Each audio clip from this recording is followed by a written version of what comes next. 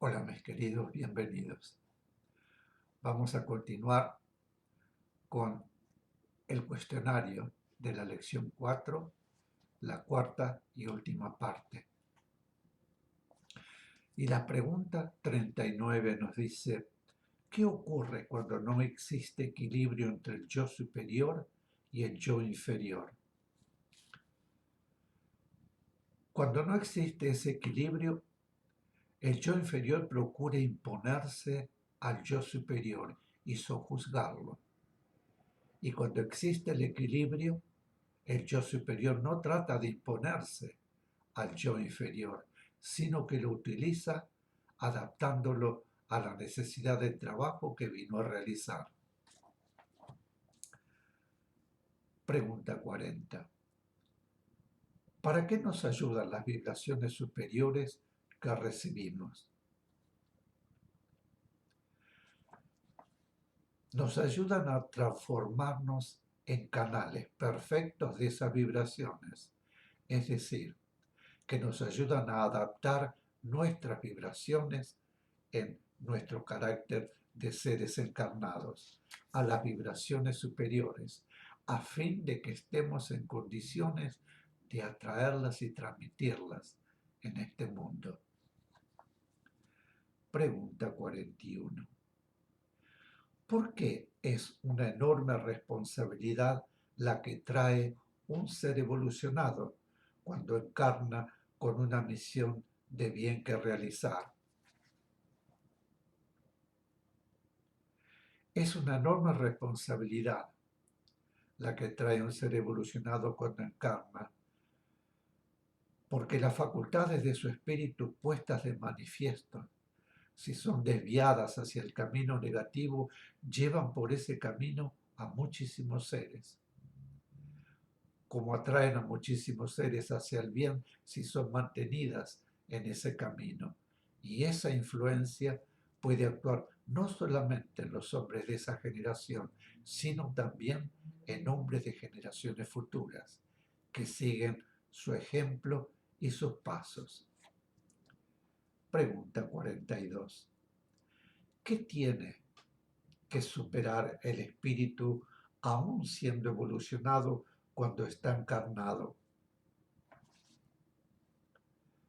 Tiene que hacer el esfuerzo para superar no solamente la influencia del yo inferior, fortalecido por las vibraciones de amor propio, vanidad, egoísmo, ambición que en nuestro mundo le rodean y le acosan, sino que también debe superar la incidencia mental y emocional de quienes le rodean y que ante una realización aparentemente extraordinaria lo exaltan, tratan de halagarlo, de engrandecerlo.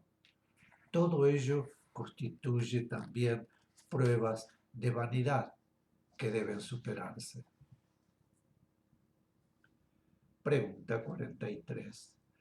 ¿Cuándo un ser evolucionado puede transformarse en un hombre egoísta y ambicioso?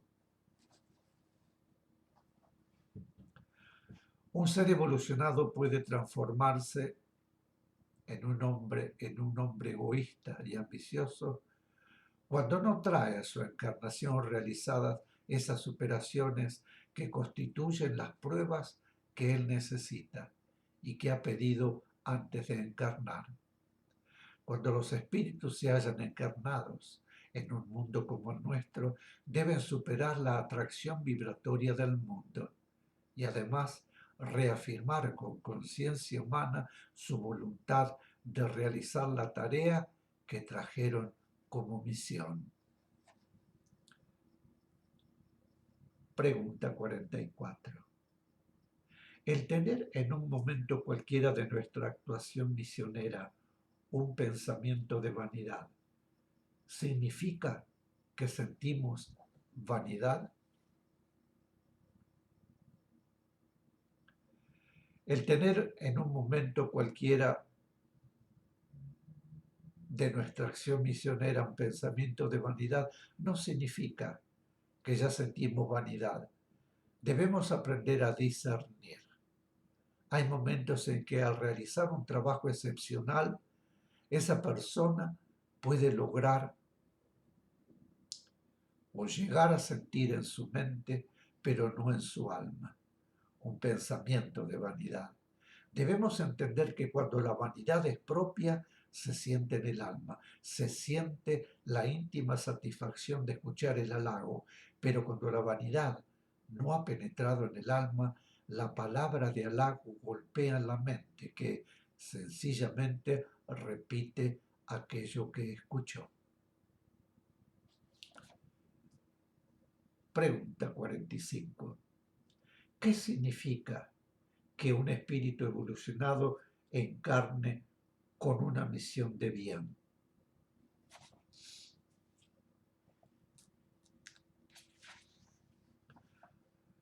Si encarna con una misión de bien, significa que hay algún sector de la humanidad, algún grupo o por lo menos alguna persona que debe recibir ese bien a través de ese espíritu evolucionado que ha encarnado. Por otra parte, solo el dejar de hacer ese bien implica mucho mal, porque no se hace mal solamente por la acción del mal, sino que también se hace mal por no hacer el bien. Pregunta 46. ¿Por qué aquel que está capacitado para hacer el bien y no lo hace está haciendo mal? Si obra positivamente, estará realizando su misión, pero si obra negativamente, estará realizando un daño intenso, lo cual recaerá sobre su propio espíritu. Pregunta 47. ¿Qué posición interna debe adoptar todo aquel que sienta o tenga conciencia de su jerarquía en cualquier sentido? Debe tener también conciencia de su responsabilidad. Hay seres que, aunque no tengan conocimiento espiritual, tienen por su evolución una influencia tácita sobre los demás. En toda familia, en todo grupo hay casi siempre una persona a quien, aun sin tener jerarquía humana, se le reconoce una cierta jerarquía espiritual. Y la gente trata de acercársele y consultarla, pide su opinión y sigue sin titubear sus consejos. Quien no tiene conocimiento espiritual puede llegar en tales casos a envanecerse y aconsejar de acuerdo con sentimientos propios, equivocados o interesados, sin noción de la enorme responsabilidad que esto implica. Pregunta 48. ¿El tener una cierta evolución significa que se hayan obtenido todas las superaciones? No significa que se hayan obtenido ya todas las superaciones. Además, sabemos también que la ley del karma nos puede presentar cuentas atrasadas. El ser puede haber evolucionado en cierto sentido, pero tener un saldo deudor con la ley, precisamente en el sentido de la vanidad al que nos estamos refiriendo. Si al venir ese ser evolucionado a realizar a su pedido determinada tarea, no olvidemos que las misiones que se traen son solicitadas por el Espíritu. Y debiendo realizar esas superaciones que necesita el mundo, no las realiza tampoco. Podrá cumplir la misión que trajo porque precisamente la misión que se le había asignado estaba basada sobre esas superaciones que él debía lograr. Pregunta 49. ¿Por qué necesitamos mantenernos estrechamente unidos por el amor y el deseo de acción de bien? En la obra misionera todo se realizará con fuerza conjunta, aun cuando los hechos aparezcan realizados individualmente. Por ello necesitan mantenerse estrechamente unidos por el amor, estrechamente unidos por el deseo de acción de bien. Pregunta 50. ¿Cómo debemos considerarnos todos dentro de la obra del Cristo?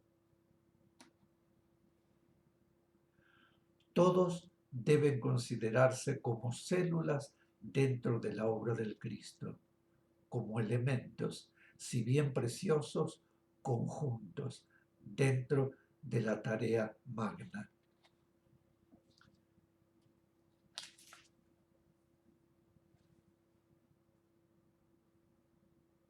Pregunta 51. ¿Qué se le recuerda a un ser misionero cuando está como humano en este ambiente terreno en que debe actuar? Se nos recuerda que tenemos una determinada tarea que realizar y que debemos realizarla porque la hemos pedido y para nuestro propio bien. Pero debemos, como humanos, y en el ambiente en que hemos elegido, reafirmar nuestra voluntad. Por eso es que en varias oportunidades se nos ha pedido ofrecernos al Cristo para realizar la tarea en la forma que el Cristo lo ha indicado, porque debemos reafirmar nuestra voluntad con conciencia humana. Pregunta 52.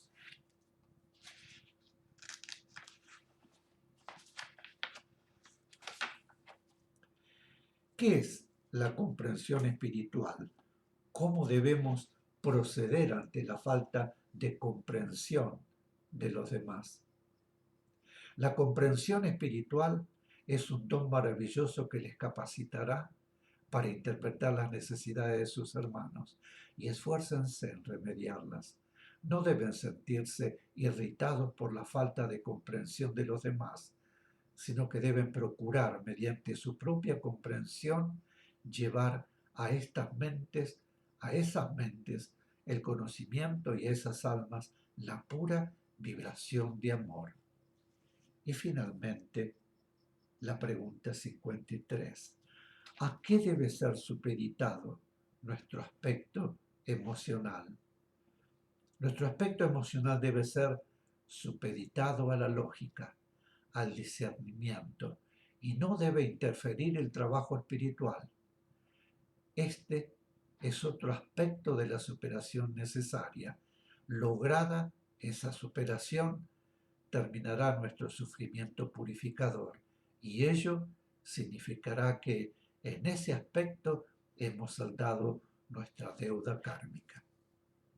Mis queridos, este es el final de la lección 4 y su cuestionario. Volveremos pronto para comenzar con la siguiente lección. Gracias por haberme acompañado y nos veremos muy pronto. Hasta siempre.